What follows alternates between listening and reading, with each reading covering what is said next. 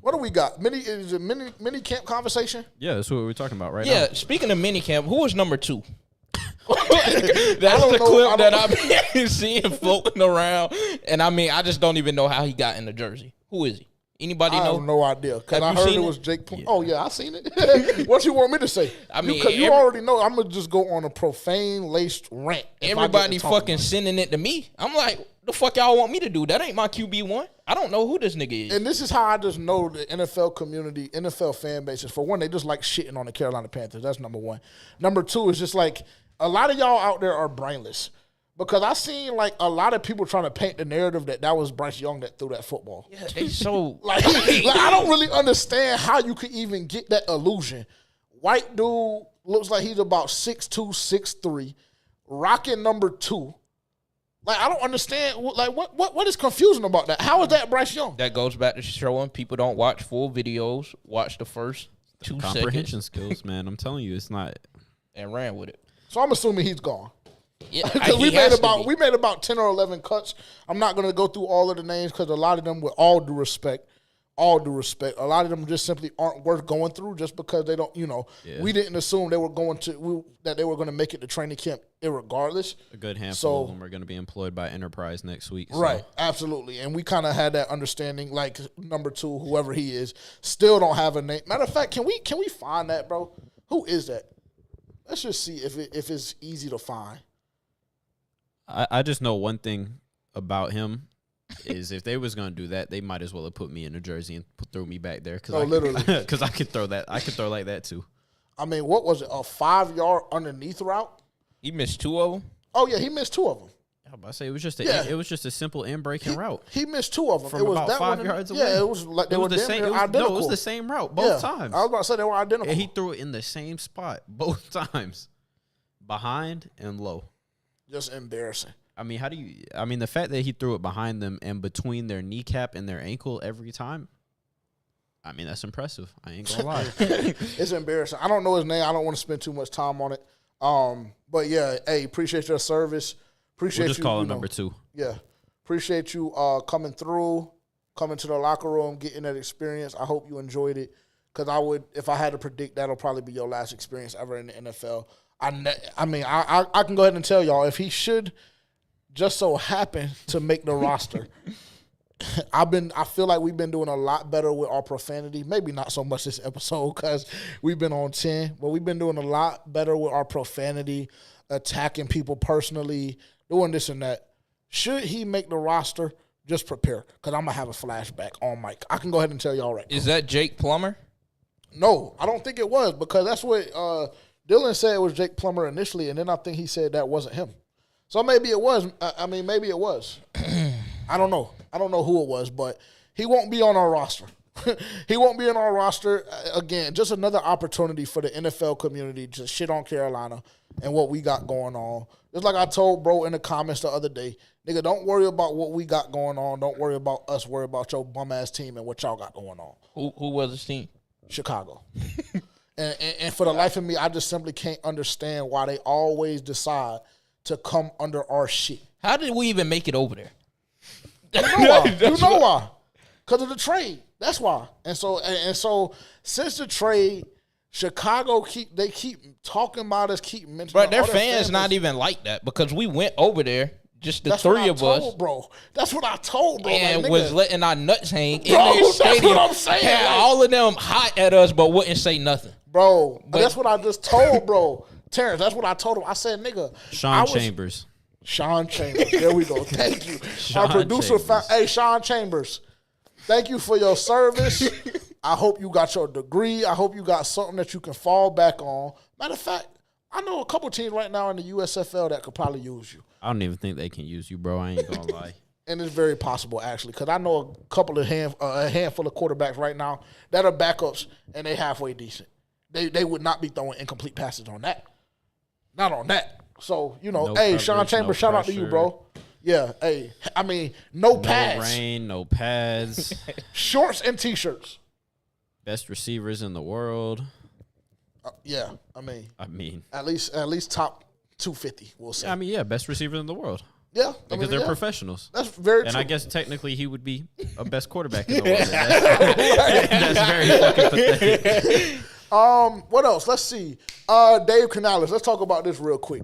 They were talking about Dave Canales. They asked him a question in his press conference after day 2, I believe it was, of rookie minicamp, talking about Xavier Legette and him being with the special teams and running gunner.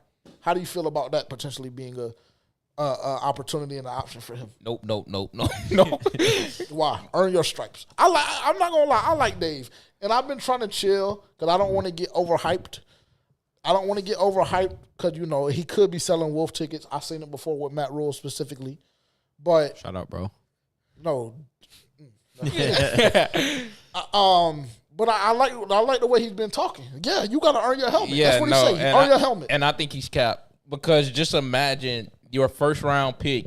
You got him out there running gunner and he gets clipped. Yeah, then what? And then we go back to the same exact receiving core we had last year. Besides Deontay Johnson, he got a fucking separated shoulder. Cool. Now you're back throwing to Adam Thielen, Jonathan Mingo, ISM, and whoever the fuck.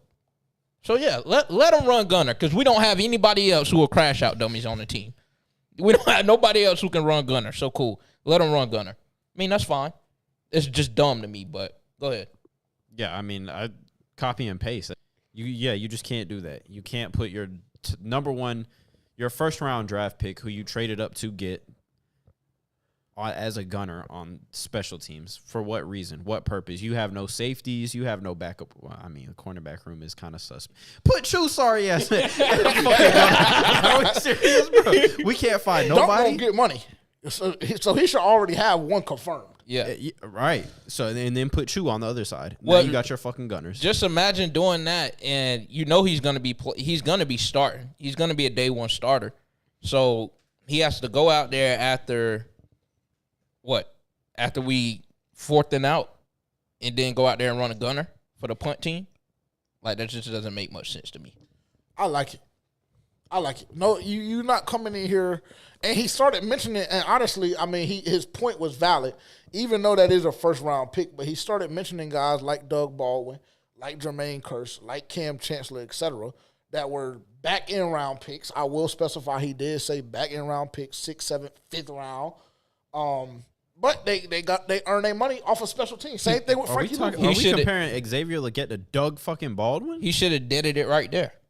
Back in round picks. Okay, if we got him in the 7th round, yeah, cool. Put him out there. But he's so Jalen Coker, Chancellor, who's a damn safety. Jalen Coker, that's his name because I don't want to mess it up with Dylan. I think so. I don't know. Put him out there. Put him out there. Perfect. Well, the way the fan base is talking, they act like they want him to, be a damn day one starter. Put Mingo out there. Off of 2 highlights. Put TMJ out there. Why are we putting Mingo out there? Let's have a comment. Let's move on. Let's move on. Mingo looked different. No, Mingo looked like a hating ass nigga. That picture I see when Adam Thielen and Xavier Legette was talking. I don't believe so. I think he's just trying to learn. Oh, he's learning from a rookie. Okay, cool. I mean, was he better than him in college? Was Legette better than him in college? Yeah. Okay, so yeah, you have something to learn.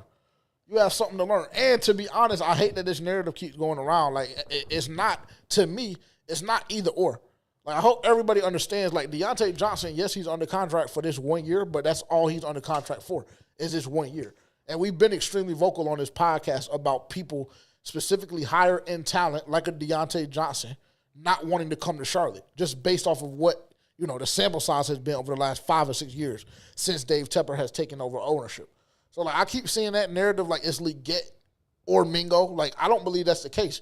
I believe that this year is going to give an opportunity for Mingo to take another step in his development. So then come year 3, bro, it's you and Legette and maybe Thielen if he decides to, if we decide to keep him on for his 3rd year of his contract. So that's what time it is. And we all believe Terrace Marshall is gone, correct, on this podcast? Yes. And I know unless you want to put him at gunner. My thing is, why wouldn't you have Mingo at gunner last year? Why wasn't he gunner? Because Dave Canales was not here. Yeah, I will give them that pass. It was a different Dave Canales was not here. However, that still doesn't negate the fact that Xavier Legette shouldn't even be in consider. If you want to say punt returner, All right, it's a different story. But we're talking about Gunner. Yeah, we're talking about the Gunner. Yes, at No. 6'3", 230. No, go out there at Gunner no, and let one of them little cornerbacks try and block you. What's bro that y'all drafted from Oregon? Traded up to get DJ Johnson. DJ Johnson. What was his 40 time? I don't know. Because why don't we put DJ Johnson at Gunner? I mean, it's just so many different options. Like I think y'all were shitting on the concept. No, I think y'all were taking it too literal. It's just wide like, receiver. Would Devontae Adams ever be a Gunner? Devontae Adams would never be in Legette's situation ever again because Legette is a fucking rookie, an unproven rookie. Devontae Adams is a top 3 wide receiver in the NFL. Would the Cardinals put Marvin Harrison Jr. as a Gunner? I don't know what their coach is. I just think Dave Canales. Would Malik Neighbors be a Gunner? No. Would Rome Odunze be a Gunner? Maybe. No. I don't know. I don't know where none of these top prospects are going to be Gunners. Keon Coleman's not playing Gunner. Well, Keon Coleman wouldn't play he's Gunner. way too little. I just think Dave. Keon Coleman. Keon Coleman is 6'4". He's little. He's light in the ass, is what I'm saying. He's not 6'4", 250, 240, 230, 220. I think Dave Canales is blowing smoke up people's ass. Yeah. Xavier Legette doesn't play Gunner, and I'll put some money on it. I swear to God, I'll put some money. I guarantee you in training camp we see him take. Yeah. Oh, now is that? That's what we talk about. That's the point of the season we're in. Now I'm not assuming that he's going to roll out week 1 and be a Gunner. But yeah, nigga, throughout the summer, throughout rookie mini camp. I mean, wow, they're gonna put him at Gunner one time, and then he's gonna go out there and dunk on fucking Chu's head with one hand, and they're gonna be like, "You're never playing Gunner again. We got to protect him." I hope that's the case, but I mean, I don't know. It needs to be on JC because that's going to be the matchup to watch to me. Matter of fact, I need JC available to participate in. I mean, he's been out there. Yeah, I was about to say he's already been at minicamp. Yeah, he's already been doing workouts. He's been. I mean, yeah, that's very true. The heat hasn't set in. Them hamstrings haven't gotten tight enough yet. Just give it some time. That's very true. He'll meet us there. And that's the point that they were making to you. That the bitch can't stay. Excuse me. That he can't stay healthy. I mean, I said that in the fucking statement, so I don't know what point they're making. The fuck? I don't want to say the point. Is Terrace Marshall Jr. gone? I mean, we will believe so. If he's not going to get on the field, I don't understand. He's wasting a roster spot. But we keep saying that maybe under a new coach, Matt Rule, their relationship was tarnished. However that went down, but I mean, we seen under another coach, he still didn't get on the field. So I mean, if he can't rekindle whatever went wrong with Matt Rule, if he can't do that with Dave Canales, there's no point in dragging it out throughout the season. I mean, I don't want to see him. I got his jersey, and I'll sell it quick. I don't even know what value. Like, the problem to me, well, it's not even really a problem. I mean, you could cut him and you know, dad money or whatever the case may be, it wouldn't be that significant. But I don't understand. I'm kind of on the same belief as you. I don't understand why he's still on the team. I don't understand. But, I mean, I kind of do because you want to let a guy – I believe that Terrace Marshall Jr. is talented. Now, whatever the reason is for him not being able to be on the field, that is what it is. You're going to hate me for this. What? I think he's better than ISM. So I think if you were to tell me that, I think ISM is more, he's better as far as like the gadget plays, but I think just a sure receiver, I think TMJ is better than him. I think and to be honest, I mean, this is going to be a narrative that's created. I'm going to just go ahead and say it because I don't know. I'm not in the room. I don't have sources. But I think ISM works harder than him. I think ISM works harder than Terrace Marshall Jr. That could be true. Because I mean, that's hard to say though. You can't really push that narrative. I mean, without any confirmation of that is their, fair. Work ethic. We don't want to. What we don't want to do is slander a man in like his profession. Well, and the work that he puts in. You're right. So we get a nigga, right? Hold on. Let me paint the picture. Because the only thing I can assume is either he smacked the shit out of one of his coaches, right? That's number one. Because let's be honest about the whole conversation. When Steve Wilkes was here, he turned up on a couple plays. The opportunities that he got, he capitalized on them. Yes or no? We can all agree on that? Yeah. Okay, cool. Just like he did at LSU, a couple of plays where he showed out. I mean, he was also option number 3 or 4 in that wide receiver. And that's exactly where I'm about to go with this. It's the fact, I think truthfully, his draft stock was a little bit, he might have been a little overrated because of the people that were in his room. I know for a fact Nick Saban wasn't going into game week like, hey, when he had to stop Justin Jefferson, Jamar Chase, Randy Moss's son at the time, who was a demon. I don't know where he went to now, but at the time, he was a big name. And who else did they have on that roster? Those are the only ones that I know. And I guess TMJ would have been the other one. Probably a wide receiver 3. Randy Moss' son played tight end. Tight end. He was a tight end, but he was option number 3 in the passing game behind Jamar and Justin. And then you have TMJ.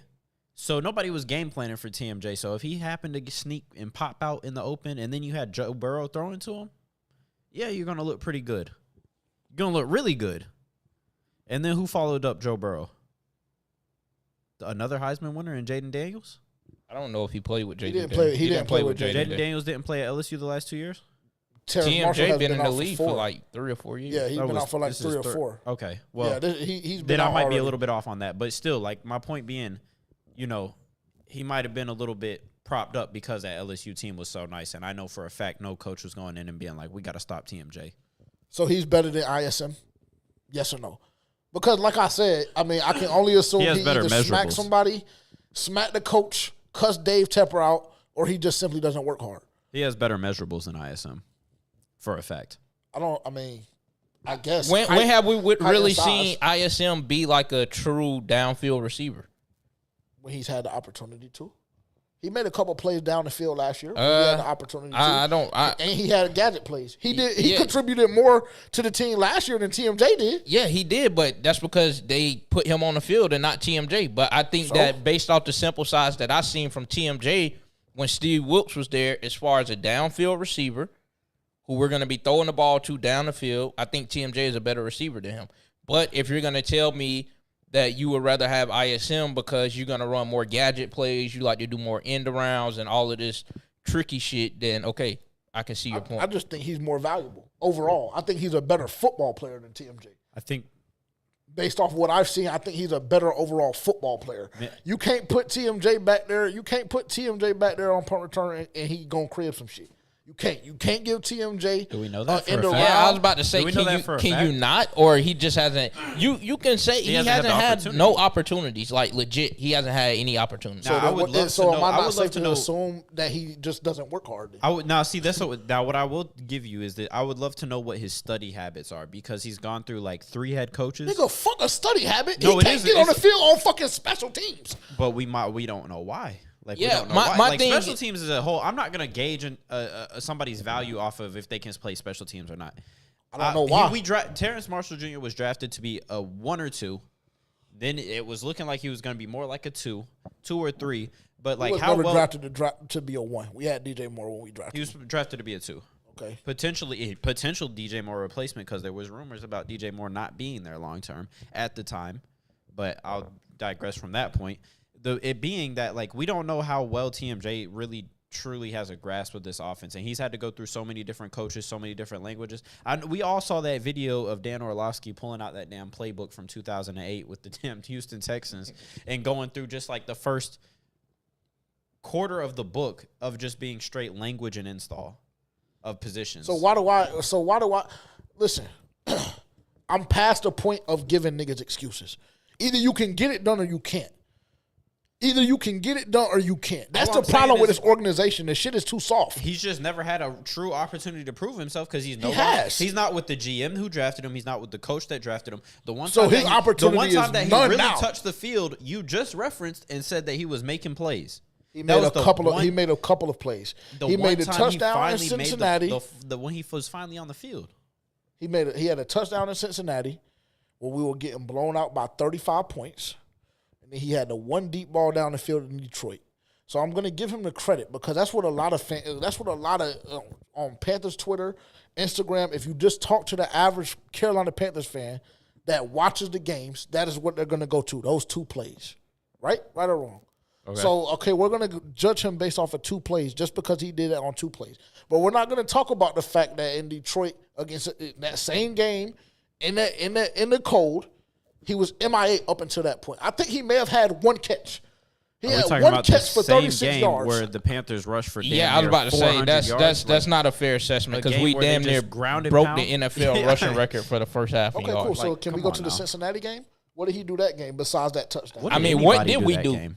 What did we do that game? We got the dog shit beat out of us. Nobody did nothing. Start to finish too. It won't even a So damn. why is he not getting the opportunity? We don't know. So it's That's a deeper that's dark- That's the what we're trying to problem. figure We out. don't That's know. what we try- It that's would- what we want to know. because he either slapped the shit out of somebody or he doesn't work hard. I just and, don't- and to be Or honest, he's just dumb. the He fact- just don't know the playbook. He might just be dumb. No, because I can go tell you right now, if you've been, matter of fact, I could go tell you, a nigga that has never played football, I could go tell you, Tavian, go out here I have and one run season under my belt. Oh, I'm sorry. Pop Warner. My Thank you, fault. thank you. Appreciate My it, appreciate apologies. it. Durham Eagles. Long, Shout out to the Durham yeah, Eagles. long story short, I could go out here and tell you to run a post corner, and you would know exactly what I meant when I told you to run a post corner. So don't give me, because this is the thing. If you're talented enough and you work hard enough, they will make sacrifices to get you on the field. Well, They will make adjustments to whatever they got going on. Because imagine you telling me Justin Jefferson couldn't get on the field because he didn't know the bitch-ass playbook. I think sacrifices have been made because he's still on the team. Sacrifices have been made, but he hasn't had an opportunity allegedly yet. So the whole thing about it is, I think that he's clipped. And to be honest, I think that we may be a better football team if he is clipped. Because to be quite frank, do you want me to be honest with you? The same way you said, I'm going to hate you saying he's better than ISM. I think Mike is better than him. Who? Strachan, whatever, bro. I think he's better than him. Shit, the same way everybody gassed TMJ up for making 2 plays, he got one in his belt too. He's the on the bomb down the damn sideline. You do know in he's on the Chicago. chop block. I mean, that's fine, but I'm just telling you, I think he's better than TMJ. Yeah, I just Just disagree. based off what I've seen in the NFL. I disagree. He looks faster. He looks longer. His catch radius looks a bit larger. So, yeah. I disagree, but I mean, cool. So, all